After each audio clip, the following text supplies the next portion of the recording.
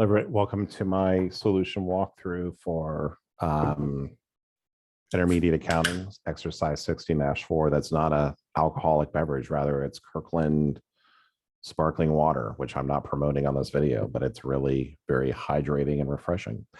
Okay, so the authors of the textbook. Wow, this is the stuff I run out of to talk to.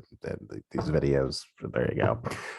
Textbook is Intermediate Accounting, 17th edition. Authors are Don Cuso, Jerry Weingen, and Terry Warfield. Question used in the presentation is copyright 2019 by John Wiley and Sons. All rights are reserved. For educational purposes only, the video may not be distributed or redistributed without the express permission of Wiley. This solution presentation is copyright 2019 to 2022 by Bennett Tchaikovsky. All rights are reserved. The opinions contained within this presentation are those of Bennett Tchaikovsky and not the authors of the textbook or Wiley. Okay. So let's take a look. So we've got exercise 16.4, and we want to go ahead and record. So we've got some convertible bonds. So on January 1st, when it's $30 par value common stock was selling for $80 per share, Plato issued $10 million of 8% convertible debentures due in 20 years. So 1/1/19. The conversion option allowed the holder of each $1,000 bond to convert the bond into 5 shares of the corporation's common stock. The debentures were issued for $10.8 million. So we're going to have cash, $10,800,000. And we're going to be crediting bonds payable always for the face amount.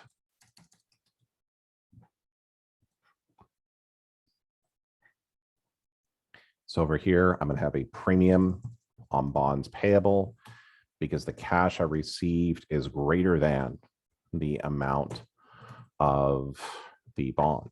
Okay, so even though it says the corporation believes the difference between the present value and the amount paid, so this really, if the bond didn't have the conversion feature, it would be issued at a discount, but that doesn't really concern us here.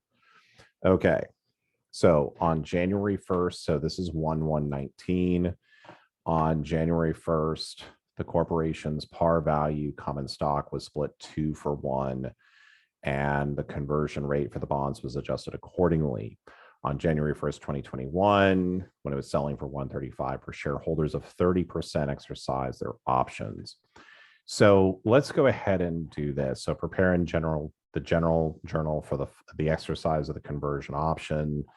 Okay, so if we are having a conversion or a redemption of a bond, right, the rule that we want to be going through and using is the rule of Ingrid's T accounts. We want to write it out in our T accounts. Very important. So over here, we're going to have bond payable, and then we're going to have a premium on bond payable. Okay, so this is going to be on 1/1/19 for $800,000. My bond payable is always going to be here at face value on 1/1/19. Okay. So let's go ahead and pay interest.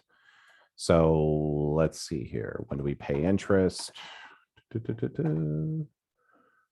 Okay. First outlet. Okay, so they're 20. So it's a 20-year time period. So over here, we'll just say 1/1, or we'll just go ahead and do 12/31/19. So when I pay interest on these bonds, what I'm going to be doing is I'm going to be crediting cash for the face value of the bond at 8%. So when I do that, it tells me over here that I'm using straight line amortization for the premium. Okay, so the present value, straight line method for amortizing any bond discounts or premiums. So I'm going to debit premium on bonds payable. This is going to be 800,000 divided by 20 because it's a 20-year bond. The difference is going to go to interest expense. So over here, I have interest expense at 760. I'm going to do the same thing on 12/31/20. Debit interest expense, debit premium on bonds payable. It's all going to be for the same amount because I'm amortizing that premium on a straight line basis. So if I look at what's happened to my premium on bonds payable on 12/31/19, 12/31/20, I've gone over here and I've got my premium being amortized twice. Okay, so when I am about to go through and do the conversion, right, I've got over here 80,000, 800,000. So prior to the conversion, my premium on bonds payable was 720,000. Now, what I'm doing over here is I'm converting, it tells me that I'm converting 30% of the bonds. And this is going to be right after on 1/1/21. So what I'm going to need to do is I'm going to need to go over here and say, well, I'm converting 30% or 3 million.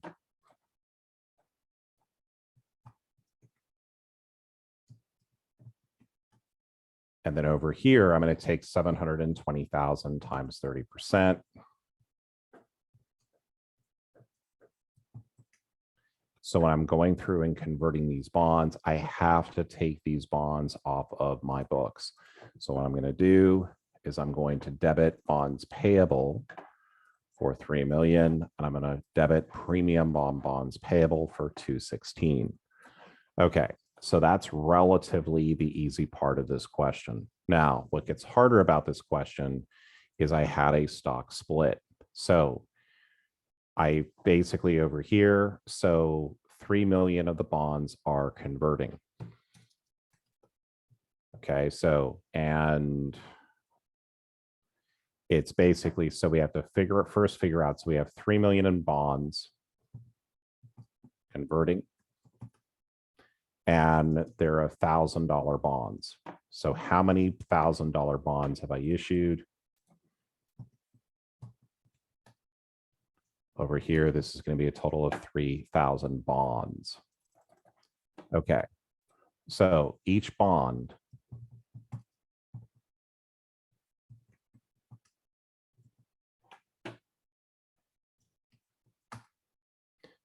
so each bond over here is going to be convertible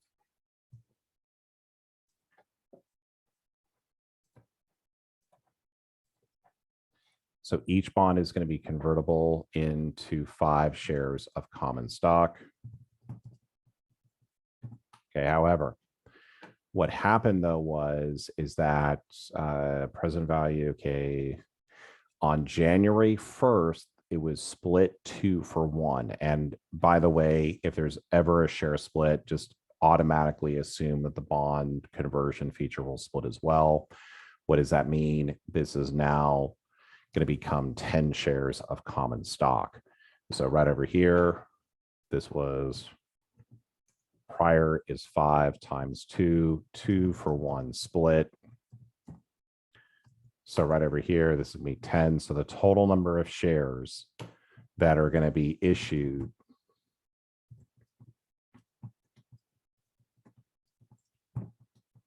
is going to be 30,000. Okay.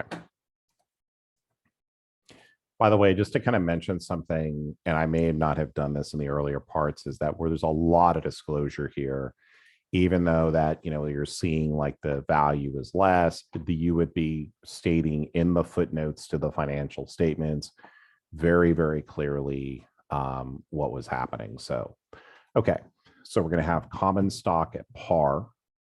So my common stock at par, so the par value pre-split was $30. When I do a 2-for-1, that 30 is going to become 15 because the number of shares are doubling. So this is going to be 15 times 30,000.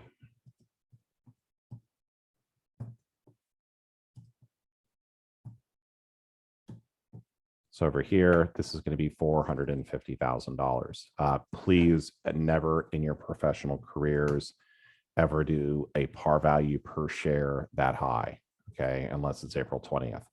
The additional amount is going to be going over here to additional paid in capital common stock is going to be 2,766,000, just to put whatever I need to do to go ahead and balance it. Okay, so I think this is it. Let's check the solution. Everybody, we are good to go. I want to thank all of you for watching this video today. I also want to thank Wiley. Please don't forget to like and subscribe. And if you would like to see other solutions, please feel free to ask for them in the comments. Look forward to seeing you on the next video. Have a great day.